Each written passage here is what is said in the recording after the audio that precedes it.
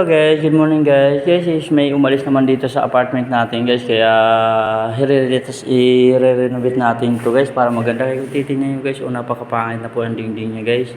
Yan po guys, namasilya ko na po yung mga butas-butas na pinaglalagyan nila ng TV o ano. Yan po guys, is mga dito guys, natanggal din yung mga tiles. Kaya kailangan natin pagandahin ulit to guys. Tapos ito guys, yung likod pala niya guys, yung parang labahan na laundry na masilya ko na din po. Pipinturahan na lang ito natin.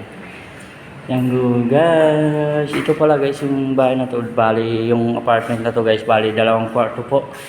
Ito po isang kwarto niya, yan po. May kasama na po sa mga cabinet guys.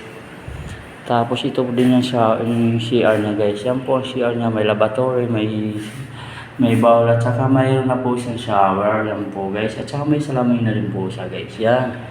May sabitan po ng cortina.